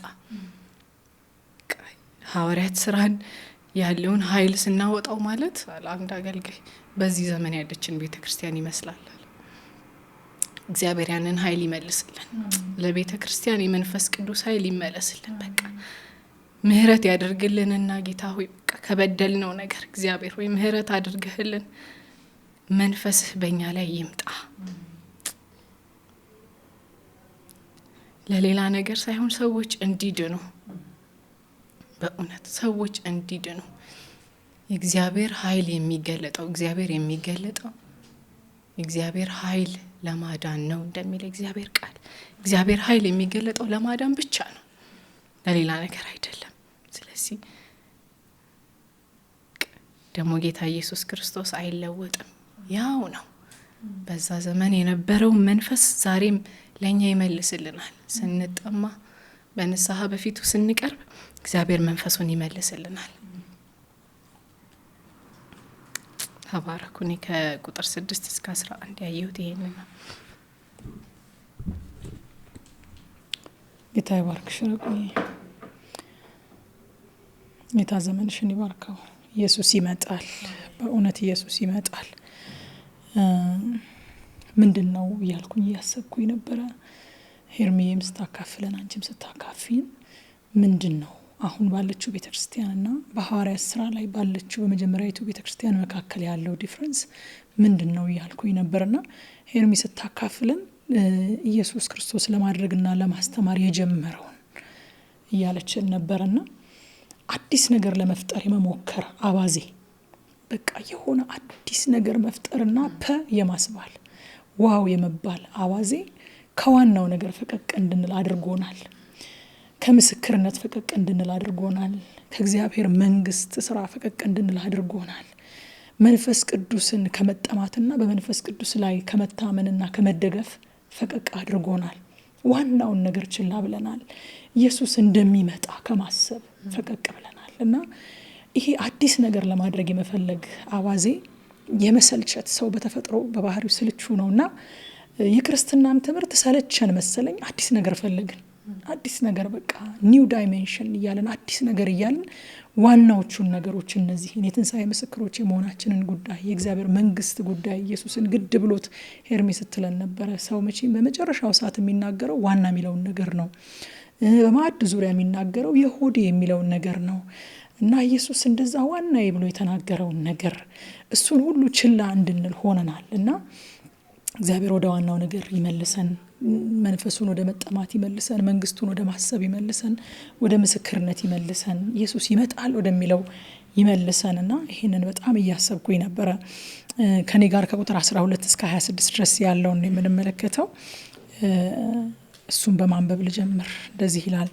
ከዚያም ደብረ ዘይት ከተባለው ተራራ ወደ ኢየሩሳሌም ተመለሱ። ይህም ተራራ ከኢየሩሳሌም የሰንበት መንገድ ያህል ይርቅ ነበር። ወደ ከተማይቱም በገቡ ጊዜ ወደሚኖሩበት ሰገነት ወጡ። እነዚህም ጴጥሮስ፣ ዮሐንስ፣ ያዕቆብ፣ እንድርያስ፣ ፊልጶስ፣ ቶማስ፣ በርቶሎሜዎስ፣ ማቴዎስ፣ የእልፌዎስ ልጅ ያዕቆብ፣ ቀናኢ የተባለው ስምዖንና የያዕቆብ ልጅ ይሁዳ ነበሩ። እነዚህ ሁሉ ከሴቶቹና ከኢየሱስ እናት ከማርያም ጋር እንዲሁም ከወንድሞቹ ጋር በአንድ ልብ ሆነው ያለማቋረጥ ተግተው ይጸልዩ ነበረ። በእነዚያም ቀናት ጴጥሮስ 120 በሚሆኑ ወንድሞች መካከል ቆሞ እንዲህ አለ። ወንድሞች ሆይ ኢየሱስን ለያዙት ሰዎች መሪ ስለሆናቸው ስለ ይሁዳ መንፈስ ቅዱስ አስቀድሞ በዳዊት አፍ የተናገረው የመጽሐፍ ቃል መፈጸም ስላለበት እርሱ ከእኛ አንዳንዱ ተቆጥሮ በዚህ አገልግሎት የመሳተፍ ዕድል አግኝቶ ነበረ። ይህ ሰው ስለ ክፉ ስራው በተከፈለው ዋጋ መሬት ገዛ። በዚያም በግንባሩ ተደፍቶ ሰውነቱ መካከሉ ላይ ፈነዳ፣ ሆድ ዕቃውም ተዘረገፈ። ይህም በኢየሩሳሌም በሚኖሩ ሁሉ ዘንድ ተሰማ። መሬቱን በቋንቋቸው አኬልዳማ ተብሎ ተጠራ። ትርጓሜውም የደም መሬት ማለት ነው። ጴጥሮስም በመቀጠል እንዲህ አለ። በመዝሙር መጽሐፍ መኖሪያው ባዶ ትሁን፣ የሚኖርባትም ሰው አይገኝ፣ ደግሞም ሹመቱን ሌላ ይውሰደው ተብሎ ተጽፏል። ስለዚህ ጌታ ኢየሱስ በመካከላችን በገባበትና በወጣበት ጊዜ ሁሉ ከኛ ጋር ከነበሩት መካከል አንድ ሰው መምረጥ ያስፈልጋል። ይኸውም ከዮሐንስ ጥምቀት ጀምሮ ኢየሱስ ከኛ ጋር ተለይቶ እስካረገበት ቀን ድረስ የነበረ መሆን አለበት። ምክንያቱም ከነዚህ ሰዎች አንዱ ከኛ ጋር የትንሣኤው ምስክር እንዲሆን ያስፈልጋል። ስለዚህ ዮስጦስ የሚሉትን በርሲያስ የተባለውን ዮሴፍንና ማቲያስን ሁለቱን አቀረቡ። እንዲህም ብለው ጸለዩ። ጌታ ሆይ አንተ የሰውን ልብ ሁሉ ታውቃለህ። ከነዚህ ከሁለቱ መካከል የመረጥከውን ሰው አመልክተንና ይሁዳ ወደ ገዛ ራሱ ስፍራ ትቶት በሄደው በዚህ አገልግሎትና በሐዋርያዊነት ቦታ ላይ ሹመው። ከዚያም ዕጣ ጣሉላቸው። ዕጣውም ለማቲያስ ወጣ። እርሱም ከ11 ሐዋርያት ጋር ተቆጠረ ይላል። 12 እስከ 26 ድረስ በዋናነት ስለ ማቲያስ በይሁዳ ምትክ ስለመመረጡ ነው የሚናገረው። ከቁጥር 12 እስከ 14 ጸሎትንና መጠባበቅን ነው የምናየው። ደብረ ዘይት ከተባለው ተራራ ቅድም ረቁ ካሳየችን ስፍራ ተመልሰው ኢየሩሳሌም መጥተው ወደ ከተማይቱ ገብተው ወደ ሰገነት ወጥተው ደቀ መዛሙርቱ በአንድ ላይ ከኢየሱስ እናት ከማርያምና ከሴቶቹ ጋር ሁሉ ይጸልዩ እንደነበረ እዚህ ቦታ ላይ እንመለከታለን። እና ፕሪንሲፕሎችን ብዙ የምናገኝበት ክፍል ነው ይሄ። ከቁጥር 12 እስከ 26 ድረስ ያለው ብዙ መርሆችን የምንቀበልበት ቦታ ነው። የፈለጉት ቦታ ላይ አይደለም የጠበቁት፣ ጠብቆ የተባሉበት ቦታ ላይ ነው። በቃ እዛው ደብረ ዘይት አካባቢ እንቀመጥ አላሉም። ወይም ቅድም ረቁ እንዳነሳቸው ኮንፈርት ዞናቸው የሆነችው ገሊላ ሄደው አይደለም የጠበቁት፣ ኢየሩሳሌም ነው ተመልሰው የመጡት። እና ይህንን መታዘዝ ከሐዋርያቱ ሕይወት በመጀመሪያ አንድ መርህ አድርገን እንወስዳለን። እና ምዕራፍ 2 ላይ የወረደውን መንፈስ የሳበው ምዕራፍ 1 ላይ ያለው መታዘዝ ነው ብዬ እላለሁኝ እኔ። የተባሉበት ቦታ የተባሉትን ነገር እያደረጉ የተባለው መንፈስ እስከሚመጣ ድረስ ቁጭ ብለው ይጠብቁ ነበር። ከ10 ቀን በኋላ እንደሚመጣ እነሱ አያውቁም ነበር። 10 ዓመትም ቢሆን እስከሚመጣ ድረስ ጠብቆ የተባሉበት ቦታ ይጠብቁ ነበር። እና እግዚአብሔር የተባልነውን ነገር የተባልንበት ቦታ የተባለው ነገር እስከሚፈጸም ድረስ ስንጠብቅ እንዴት ያንን ኦነር እንደሚያደርገው ሐዋርያት ሥራ ምዕራፍ 2 ላይ የወረደው መንፈስ አመላካች ነው። ቁጥር 13 ላይ ስንመለከት የሐዋርያቱ ስም ከይሁዳ በስተቀር ተዘርዝሮ እናየዋለን። ምክንያቱም እነዚህ የትንሣኤው የመጀመሪያ ደረጃ ፈርስት ሃንድ ዊትነሶች ናቸው። እና ይሁዳ አውቆ መጉደሉ መታወቅ አለበት። ከነዚህ ውስጥ ይሁዳ መጉደሉ መታወቅ አለበት። የመጀመሪያ ደረጃ ምስክሮች ናቸው። ስማቸው በዝርዝር ተቀምጦልናል። ከዛ 14 ላይ በጣም ኢንተረስቲንግ የሆነ ነገር ይናገራል። እነዚህ ሁሉ ከሴቶቹና ከኢየሱስ እናት ከማርያም ጋር እንዲሁም ከወንድሞቹ ጋር በአንድ ልብ ሆነው ያለ ማቋረጥ ተግተው ይጸልዩ ነበረ ይላል። በአንድ ልብ ሆነው አንድ ልብ ማለት አንድ አይነትነትን አይደለም የሚያመለክተው። አንድ ልብ ማለት አንድ መሆንን፣ መተባበርን፣ መስማማትን፣ ተስማምተው በአንድ ዓላማ መቆምን ጠብቆ የተባሉት መንፈስ አለ። ያ መንፈስ እስከሚመጣ ድረስ ጠብቆ የተባሉበት ቦታ ሆነው በአንድ አይነት በተባበረ ልብ፣ በተስማማ ልብ ለአንድ ዓላማ ይጸልዩ ነበረ። አንድ ልብ መሆናቸው ትልቅ አስተማሪ ነገር ነው። ደግሞም ያለማቋረጥ ተግተው ይላል። አንድ ልብ መሆን ብቻ ሳይሆን ያለማቋረጥ ተግተው የሆነ ጸሎታቸው ለፕሮግራም ማሟያ የሚደረግ አልነበረም። አሁን እኮ አለ አይደለ በየአጥቢያዎቻችን በየቤተ ክርስቲያናት የሚደረግ ፕሮግራም እስከሚጀመር ሰዎች እስከሚሰባሰቡ ድረስ ለፕሮግራም ማሟያ የምናደርጋቸው ጸሎቶች አሉ። አምልኮ እስከሚጀመር፣ ቃል እስከሚጀመር፣ ሰባኪው እስከሚመጣ የሚደረጉ ጸሎቶች አሉ። እነዚህ ሐዋርያት ግን እነዚህ ሰዎች ግን የሚያደርጉት የነበረው ጸሎት የፕሮግራም ማሟያ አልነበረም። ያለማቋረጥ ተግተው ለሚመጣው ተስፋ የሚዘጋጁበት ዋና ነገራቸው ነበር ጸሎት። ይመጣል የተባለ ተስፋ አለ። ያ እስኪመጣ ድረስ የሚዘጋጁበት ዋና ነገራቸው ነበር ጸሎት። ደግሞ ሴቶችና ወንዶች በአንድነት ይላል። አይገርምም? ጸሎት የሴትም አይደለም የወንድም አይደለም። ጸሎት የአማኞች ሁሉ ተግባር ነው። በአንድነት የምናደርገው ተግባር ነው። አሁን ብዙ ጊዜ ጸሎት ለእናቶች ይተዋል አይደለ? የእናቶች የጸሎት ህብረት ይባላል። ብዙ ጸሎት ሲተጉ የሚታዩት እህቶች ናቸው። የጸሎት ጓድ፣ የጸሎት ህብረት፣ የጸሎት ቡድን ተብሎ በቤተክርስቲያን ውስጥ ይቋቋምና የሚመጡት 97% እህቶች ናቸው። የሴቶች ነገር የእናቶች ነገር እንደሆነ ተደርጎ እንደውም በጣም አፕሪሼት ይደረጋል። የእናቶች ጸሎት ህብረት፣ የእናቶች ምናምን ተብሎ ሁሉ በጣም አፕሪሼት ይደረጋል። በመጀመሪያዊቱ ቤተክርስቲያን ግን ጸሎት የእናቶች ስራ ብቻ አልነበረም። የሴቶችም የወንዶችም የደቀ መዛሙርት የተባሉ ሁሉ የአማኞች ሁሉ ተግባር ነበረ እና በአንድነት ይጸልዩ ነበረ። እናቱ ማርያምም ከእነርሱ ጋር ትጸልይ ነበር ይላል። ደግሞ አይገርምም? ይሄ ትልቅ መርህን ደግሞ የሚያስጨብጠን ነገር ነው። እናቱ ማርያም ከነሱ ጋር ትጸልይ ነበር እንጂ ሌሎቹ ተሰብስበው ወደ እሷ አይጸልዩም ነበር። ወደ ልጅሽ ጸልይልን አይሏትም ነበረ። እሷም ከነሱ ጋር እንደ አንድ አማኝ ተሰብስባ ትጸልይ ነበር ወደ ልጇ፣ ደግሞም ወደ ጌታዋ። ራሷ ሉቃስ 1 ላይ እንደተናገረችው ነፍሴ ጌታዬን አምላኬን ታመሰግነዋለች እንዳለችው ወደ ጌታዋ፣ ወደ አምላኳ፣ ወደ ልጇ እሷም ትጸልይ ነበረ። አብረው ይጸልዩ ነበረ። እንግዲህ ሪቫይቫሉ በአደባባይ ከመገለጡ በፊት በዚያች ሰገነት ውስጥ ባለ በእንደዚህ አይነት ጸሎት እንደጀመረ እንመለከታለን። ቅድም ረቅ ውስጥ ነግረን ነበረ። ሪቫይቫሎች ኮንፈረንስ ላይ አይደለም የሚጀምሩት። የሆነ ጓዳ ውስጥ የሆነ ጸሎት ነበረ። የሆነ ሰገነት ላይ የሚተጉ ሰዎች በአንድ ልብ ተግተው ያለማቋረጥ በህብረት የሚጸልዩ የሆኑ ሰዎች ናቸው ያንን ሪቫይቫል ስበው ያመጡት። እኛ ያወቅነው አደባባይ ላይ ከወጣ በኋላ ነው። እኛ ያወቅነው መጽሐፍ ላይ ከተጻፈ በኋላ ነው። ግን እዛ ጋር አይደለም የጀመረው። ይሄ ምዕራፍ 2 ላይ የወረደው መንፈስ አደባባይ ላይ የተገለጠው ያ ክብር፣ ያ እሳት፣ ያ ስጦታ የጀመረው ግን እዚህ ሰገነት ላይ ነበረ። በመታዘዝ ነበረ የጀመረው። አንድ ልብ በመሆን ነበር የጀመረው። ተግተው ያለማቋረጥ በመጸለይ ነበረ የጀመረው። አማኞች ሁሉ ሲጸልዩ ነበረ የጀመረውና ይሄ የአንድ ልብ የማያቋርጥ ጸሎት በጾታ ወይም በሌላ ምክንያት ሳይለያዩ አብሮ የመትጋት ወደ ትክክለኛ አቅጣጫ የተደረገ ጸሎት ምዕራፍ 2 ላይ የወረደውን የመንፈስ ቅዱስን ስራ መንገድ ጠራጊ እንደነበረ እናያለን ማለት ነው። ከዛ ከቁጥር 15 እስከ 20 ድረስ ጴጥሮስ የይሁዳን ጉዳይ ከእግዚአብሔር ቃል አንጻር ሲያስረዳ እንመለከታለን። በጣም በቃ እንዴት እንዳስደሰተኝ። ይሁዳ እኮ ወዳጃቸው ነው፣ ጓደኛቸው ነው፣ አብሯቸው ሲያገለግል የነበረ ከነሱ አንዱ የነበረ ሰው ነው። ብዙ ጊዜ አጠገባችን ያሉትን ሰዎች በስጋ መረዳት ይቀለናል። ስለነሱ በስጋ ማሰብ ይቀለናል። ሰዎች የቤተሰባቸው አካል የሆነ ሰው በክፉ መንፈስ ሲጠቃ ራሱ ለመቀበል በጣም ይቸገራሉ። ምክንያቱም ያንን ሰው በስጋ በጣም ስለሚያውቁት አውቆ ነው ይላሉ፣ ወይ እንደዚህ ስለሆነ ነው ይላሉ፣ ሌሎች ምክንያቶችን ይሰጣሉና ከውጭ ያለ ሰው ነው ተረድቶ ብዙ ጊዜ ግድ የላችሁ የሚጸለይለት የሚለው። ጴጥሮስ ግን የቅርብ ጓደኛው የነበረ አብሯቸው ሲወጣና ሲገባ የነበረን ይሁዳን እሱ ድሮም ገንዘብ ይወድ ስለነበረ ነው፣ እሱ ድሮም ክፉ ስለነበረ ነው ከማለት ይልቅ ከእግዚአብሔር ቃል አንጻር ጠቅሶ የይሁዳን ጉዳይ ሲያስረዳ እንመለከታለን። እንደዚህ ይላቸዋል። ከቁጥር 15 ጀምሮ ያለውን ለማስታወስ ያህል ላንብበው።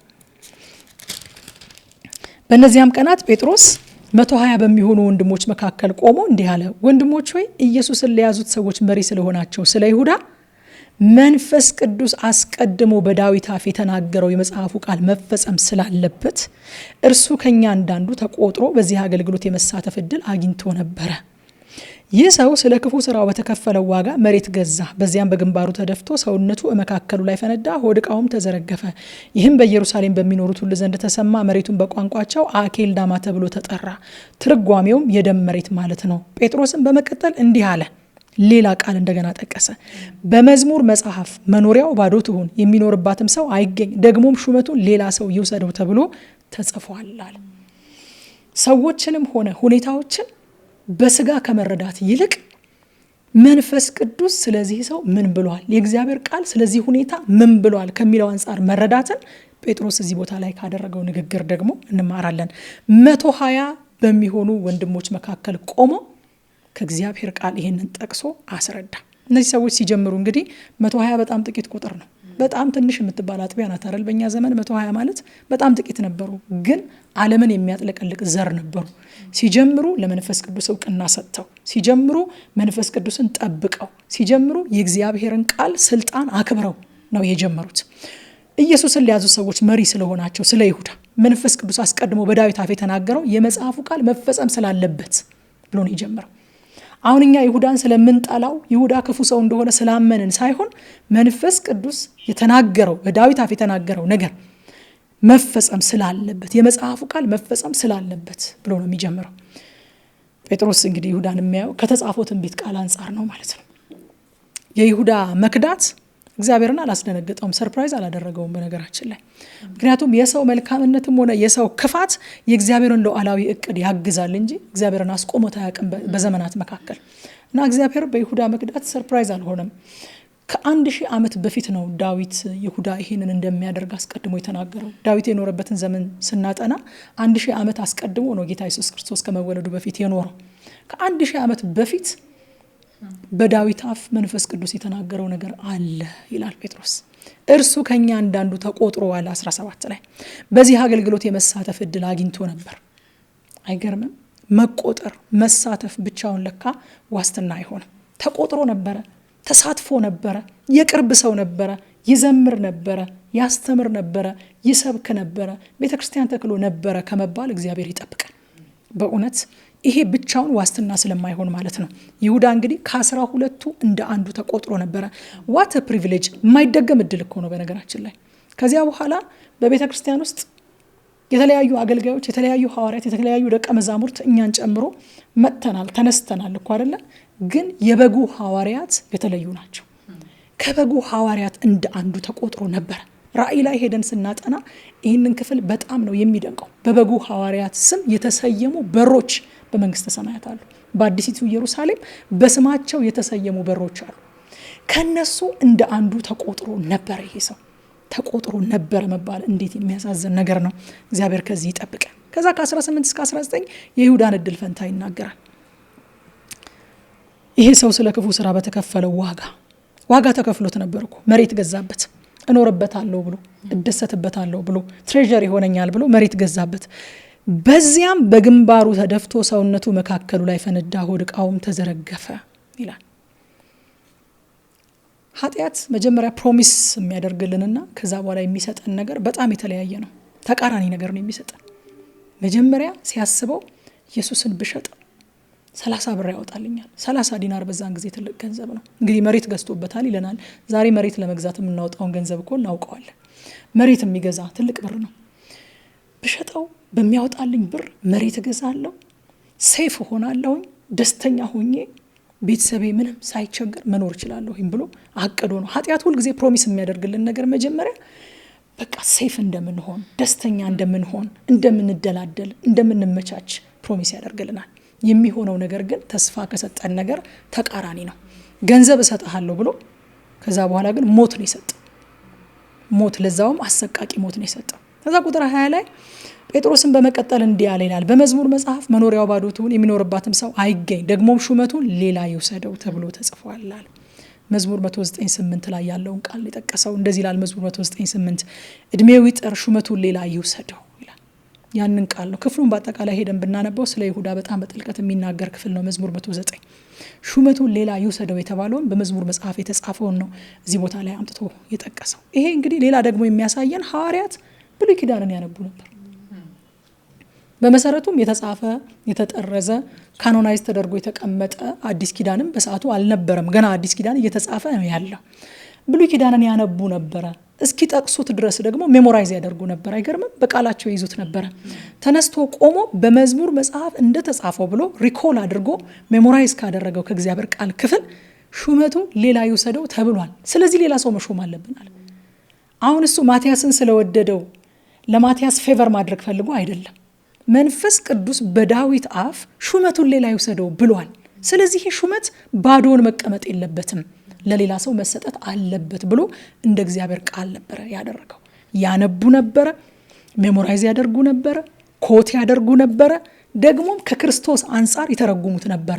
አገልግሎታቸውንም ይቃኙበት ነበረ ማለት ነው። ሐዋርያት ከብሉይ ኪዳን ጋር የነበራቸውን ትስስር ያሳየናል። ከዛ ከቁጥር 21 እስከ 22 ተተኪ ሐዋርያ ለመሆን የቀረቡ መመዘኛዎችን ደግሞ እንመለከታለን። ጌታ ኢየሱስ በመካከላችን በገባበትና በወጣበት ጊዜ ሁሉ ከኛ ጋር ከነበሩት መካከል አንድ ሰው መምረጥ ያስፈልጋል። ይኸውም በጣም ስፔሲፊክ ሲያደርገው ደግሞ ከዮሐንስ ጥምቀት ጀምሮ ኢየሱስ ከኛ ተለይቶ እስካረገበት ቀን ድረስ የነበረ መሆን አለበት። ምክንያቱም ከነዚህ ሰዎች አንዱ ከኛ ጋር የትንሣኤው ምስክር እንዲሆን ያስፈልጋል ይላል። ከጌታ ጥምቀት እስከ እርገቱ ድረስ አብሮን የነበረ ደግሞም የትንሣኤው ምስክር የሚሆን ሰው መምረጥ አለብናል። ሐዋርያት የሆነ አይዲዮሎጂ ወይንም እሳቤ አራማጆች አልነበሩ፣ የትንሣኤው ምስክሮች ነበሩ። የቤተ ክርስቲያን መሰረት ያስባላቸውም የትንሣኤ ምስክርነታቸው ነው። ከጥምቀቱ ጀምሮ እስከ እርገቱ ድረስ ያዩ የአይን ምስክሮች ፈርስት ሃንድ ዊትነስስ ነበሩ። ይሄ ነው ሐዋርያት ያስባላቸው እንጂ የሆነ አይዲዮሎጂ የሚያራምዱ አልነበሩም። ኤፌሶን 2 ቁጥር 20 ላይ ሐዋርያው ጳውሎስ እንደዚህ ይላል፣ በሐዋርያትና በነቢያት መሰረት ላይ ታንጻችኋል ይላል። የማዕዘኑም ራስ ድንጋይ ክርስቶስ ኢየሱስ ነው። በሐዋርያትና በነቢያት መሰረት ያስባላቸው የመጀመሪያ ምስክሮች መሆናቸው ነው። የመጀመሪያ ምስክሮች ናቸው። አይተውታል። ሲጠመቅ አይተውታል። ሲፈተን ነበሩ። ሲያገለግል አይተውታል። መከራን ሲቀበል አይተውታል። ሲሞት አይተውታል። ሲነሳ አይተውታል። ሲያርግ አይተውታል። ስለዚህ እነዚህ የቤተ ክርስቲያን መሰረት ተብለው መጠራታቸው በዚህ ምክንያት ነው። ታሪካቸው የማይታወቅ ብዙ ያልተነገረላቸውን ሰዎች ደግሞ ቁጥር 23 ላይ እናገኛቸዋለን። 2 ሰዎች ለምርጫ ቀረቡ። ዮሴፍ ወይስ ማቲያስ ተባለ። ዮሴፍና ማቲያስ ብዙ የተባለላቸው ሰዎች አይደሉም። ብዙም አናውቃቸውም። ወንጌል ላይ ብዙ የተነገረላቸው ሰዎች አይደሉም። ታሪካቸው አይታወቅም። ብዙ አልተነገረላቸውም። ግን ለሐዋርያነት እስኪታጩ ድረስ ታማኞችና የተመሰከረላቸው ሰዎች ነበሩ። እንደዚህ አይነት ሰዎች አሉት እግዚአብሔር። ለእጩነት እስኪቀርቡ ድረስ ምን አይነት የተመሰከረላቸው ሰዎች ቢሆኑ ነው? እኛ እኮ አናውቃቸው። ዛሬም አሉት እግዚአብሔር። እኛ የማናውቃቸው ግን በዚህ ደረጃ እግዚአብሔር የሚተማመንባቸው የታመኑ ሰዎች እግዚአብሔር ዛሬም አሉት። ለምርጫ ቀረቡ 2 ሰዎች። እዛ ከቁጥር 24 እስከ 25 ከምርጫ በፊት የተደረገውን ጸሎት ደግሞ እንመለከታለን። ቁጥር 24 እንዲህ ብለው ጸለዩ ይላል። ጌታ ሆይ አንተ የሰውን ሁሉ ልብ ታውቃለህ። ከነዚህ ከሁለቱ መካከል የመረጥከውን ሰው አመልክተንና። ዋው! አንተ ታውቃለህ፣ ለኛ አመልክተን። ምን አይነት ዲፔንደንት እንደነበሩ በቃ እንዴት በቃ በመንፈስ ቅዱስ ላይ ይደገፉ እንደነበረ፣ እንዴት በጌታ ላይ ይደገፉ እንደነበረ ነው የሚያሳየን። እነሱም እኮ ያውቋቸዋል። ለእጩነት ሲያቀርቧቸው እኮ ምስክርነታቸውን ስለሚያውቁ ነው ያጯቸው። ከማቲያስና ከዚህኛው የቱ ይሁን ብለው ለምስክርነት ሲያቀርቡ ያውቋቸዋል። ግን እነሱ ስለነዛ ሰዎች ባላቸው ምስክርነት፣ እነሱ ስለነዛ ሰዎች ባላቸው እውቀት ላይ አልተመሰረቱም ወይም አልተመረኮዙም። አንተ ታውቃለህ። እኛ የምናውቀው የተገለጠውን ነገር ነው። እኛ የምናውቀው ትላንትናቸውን ነው። እኛ የምናውቀው በፊት ለፊታችን ያለውን መውጣት መግባታቸው ነው። አንተ ግን የሰውን ልብ ሁሉ ታውቃለህ። የተናገሩትን እናውቃለን፣ ያደረጉትን እናውቃለን፣ በመካከላችን ሲኖሩ ጠባያቸውን፣ ባህሪያቸውን እናውቃለን። የተወሰነ ያህል እናውቃለን። ግን ያ በቂ አይደለም። አንተ የሰውን ልብ ሁሉ ታውቃለህ። ስለዚህ ለእኛ አመልክተን። እግዚአብሔር እንደዚህ አይነት ልብ ያብዛልን። በእውነት እንደዚህ አይነት ልብ እግዚአብሔር ያብዛልን። እንዴት እንደቀናሁኝ እኔ ያውቃለሁ ከማለት ወጥተን አንተ ታውቃለህ ለእኔ አመልክተኝ። በቃ የሆኑ ኢንፎርሜሽኖች ላይ ተመስርተን ቢዝነስ ለመጀመር ሊሆን ይችላል፣ ስለሆነ የሆነ ሀገር ለመሄድ ሊሆን ይችላል፣ የመኖሪያ ስፍራ ለመቀየር ሊሆን ይችላል፣ ወይንም ደግሞ የሚመለከቱን ተመልካቾቻችን ወደ ትዳር ለመግባት ሊሆን ይችላል፣ ወደ ተለያየ ነገር፣ ወደ ህይወት፣ ወደ አዲስ አቅጣጫ ለመሄድ ሊሆን ይችላል። እኔ አውቃለሁ ብለን ከመሄድ እግዚአብሔር ይጠብቀን። አንተ ታውቃለህ ለእኔ አመልክተኝ። ትክክለኛውን ሰው አንተ ታውቀዋለህ፣ ለኔ አመልክተኝ። ትክክለኛ ማድረግ ያለብኝን ነገር አንተ ታውቃለህ፣ ለኔ አመልክተኝ። እኛ እግዚአብሔር እያመለከተን ለመሄድ እንጂ ለራሳችን እያወቀን ለመኖር አልተጠራ ነው። በእውነት እኔ ለኔ ያውቃለሁ እንድንል እግዚአብሔር አይፈልግም። አንተ ታውቅልኛለህ እንድንለው ነው የሚፈልገው። ይህንን ነገር ከሐዋርያቱ በጣም አይቻለሁኝ እዚህ ቦታ ላይ። ከዛ ቁጥር 25 ላይ ይሁዳ ወደ ገዛ ራሱ ስፍራ ትቶት በሄደው በዚህ አገልግሎትና በሐዋርያዊነት ቦታ ላይ ሹመው ይላል። ሐዋርያነት ለካ የበላይ ባለስልጣንነት ሳይሆን ለአገልግሎት የሚሰጥ ሹመት ነው። አገልግሎት ነው። በዚህ አገልግሎት ላይ ሹመው አሉት። ከዛ ቁጥር 26 ዕጣ ጣሉላቸው፣ ዕጣውም ለማቲያስ ወጣ ይላል። ዕጣ መጣል እንግዲህ የብሉይ ኪዳን ስርዓት ነው እንደምናውቀው። ምሳሌ 16:33 ላይ እንደዚህ ይላል፣ ሰዎች የእግዚአብሔርን ፍቃድ ለማወቅ ዕጣ ይጥላሉ ይላል። ነገር ግን ውሳኔውን የሚሰጥ እግዚአብሔር ነው። ዕጣ ሲጣል ውሳኔን የሚሰጥ እግዚአብሔር ነው። ይሄ በነገራችን ላይ ከመንፈስ ቅዱስ መውረድ በፊት የተከናወነ ድርጊት ስለነበረ የብሉይ ኪዳን ድርጊት ነው። የብሉይ ኪዳንን ባህል ነበር የሚከተሉት። የብሉይ ኪዳንን አደራረግ ነበር የሚያደርጉት። ስለዚህ በዚያን ጊዜ የሚደረገውን ስርዓት ደግሞ እግዚአብሔር የሰጠው የሚያስተዳድርበት ስርዓት ስለሆነ ከስርዓቱ ጋር እግዚአብሔር አብሮ ይሰራ ነበር። ለዛ ነው ሰለሞን በምሳሌ ላይ ውሳኔውን የሚሰጠው እግዚአብሔር ነው አለ። ዕጣ ሲጣል ውሳኔን የሚሰጠው እግዚአብሔር ነው። የሚጥሉት ሰዎች ናቸው፣ ውሳኔ የሚሰጠው ግን እግዚአብሔር ነው። መንፈስ ቅዱስ ገና አልወረደም ስለነበረ ከምዕራፍ 2 በኋላ ግን ቤተክርስቲያን ዕጣ ስትጥል አልታየችም። ዛሬ ላይ እኛ ይህንን መንገድ ተከትለን ዕጣ እንጥላለን ማለት አይደለም። በየትኛውም ቦታ ላይ ቤተክርስቲያን ዕጣ አልጣለችም ከዛ በኋላ። እንዲሁም ከዛ በኋላ የምናየው ሐዋርያት ሥራ ምዕራፍ 13 ከ1-3 ላይ በአንጾኪያ ባለችው ቤተክርስቲያን ነቢያትና መምህራን ነበሩ። እነርሱም በርናባስ፣ ኔጌር የተባለው ስምዖን፣ የቀሬናው ሉኪዮስም፣ የአራተኛው ክፍል ገዢ የሄሮድስም ባለሟል ምናሄ፣ ሳውልም ነበሩ።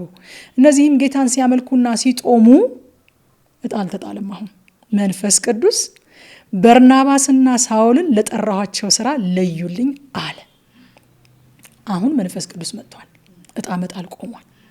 በዚያን ጊዜም ከጦሙ ከጸለዩም እጃቸውን ከጫኑ በኋላ አሰናበቷቸው ይላል። ስለዚህ የብሉይ ኪዳን ስርዓት እንደነበረ እንመለከታለን። ግን ዕጣው ለማቲያስ ወጣ። አሁን ብዙ ጊዜ አንዳንድ ሰዎች ሲናገሩ እንሰማለን። ማቲያስ ስህተት ነበረ፣ ማቲያስ የሰው ምርጫ ነበረ፣ 12ኛ ሐዋርያ ሆኖ መቆጠር የነበረበት ጳውሎስ ነበረ ይላሉ ብዙ ሰዎች። ሉቃስ ግን ይህንን አላመለከተንም። ዕጣ መጣል የብሉይ ኪዳን ስርዓት ነበረ። ዕጣ መጣል መንፈስ ቅዱስ ሳይወርድ በፊት ሰዎች የሚያደርጉትና እግዚአብሔርም አብሮ የሚሰራበት መንገድ ነበረ። በሚያውቁትና ጊዜው በፈቀደላቸው መንገድ በትክክለኛ መንገድ አድርገውታል። ዕጣውም ለማቲያስ ወጥቶለታል። ሉቃስም ስለዚህ ነገር ምንም አሉታዊ ነገር አልተናገረም። 12ኛ ሆኖ ስለመቆጠሩም አሉታዊ ነገር አላሰፈረልንም። ሉቃስ ተቆጠረ ብሎ ብቻ ነው የሚሄደው ማለት ነው። ስለዚህ በዚህ ክፍል ከቁጥር 12 እስከ 26 ድረስ ባለው ክፍል አንደኛ እኔ ያየሁት ከእሳት በፊት ያለውን ሰገነት። አሁን ብዙ ጊዜ ትኩረታችን ምዕራፍ 2 ላይ የወረደው እሳት ነው። ምዕራፍ 2 ላይ የወረደው መንፈስ ነው። ከእሳት በፊት ያለውን ሰገነት እንድናይ ግን ምዕራፍ 1 ላይ ትንሽ መቆም ያስፈልጋል። ቆም ብሎ ማየት ያስፈልጋል። ምዕራፍ 2 ላይ የወረደውን ያንን መንፈስ ያንን እሳት የሳበው ያ ሰገነት ምን ይመስል ነበረ የሚለውን አይቼበታለሁ። ሌላው ደግሞ ችግሮችን ከእግዚአብሔር ቃል አንጻር መፍታትን ተምሬበታለሁ። ጴጥሮስ ብዙ የሚያውቃቸው ነገሮች አሉ። ከሚያውቃቸው ነገሮች ተነስቶ አይደለም የፈታው። አንድ ሰው ጎድሏል። መጉደሉ ትክክል አለመሆኑንም ያወቀው በእግዚአብሔር ቃል ነው። በጎደለው ሰው ቦታም ደግሞ እንዴት አድርጎ ሌላ ሰው መተካት እንዳለበት ያወቀውም ከእግዚአብሔር ቃል አንጻር ነው። ስለዚህ ችግሮችን ከእግዚአብሔር ቃል አንጻር መፍታትንም አይቼበታለሁ። ሌላው የሰዎችን ክፋትም ሆነ ደግነት እግዚአብሔር ተጠቅሞበት ዓላማውን ይፈጽማል እንጂ ከሉዓላዊነቱ በታች ነው እንጂ ከእግዚአብሔር ሉዓላዊነት በላይ የሆነ ክፋትም ደግነትም እንደሌለ አይቼበታለሁ። መንፈሳዊነት ደግሞ ከስርዓት ጋር የሚሄድ እንጂ ከስርዓት ጋር የሚጣረስ ነገር እንዳልሆነ ተመልክቻለሁኝ። እነ ጴጥሮስ ስልጣን የተሰጣቸው ጌታን ከጅማሬው እስከ ፍጻሜው ድረስ ከጥምቀቱ እስከ እርገቱ ድረስ የሚያውቁት ያሉት ነገር ሁሉ የሚሰማላቸው ሰዎች ናቸው። እናቱ ማርያም ጌታን ከማህፀን ጀምሮ የተሸከመችው ያሳደገችው ብጽዕት የተባለች ሴት ናት።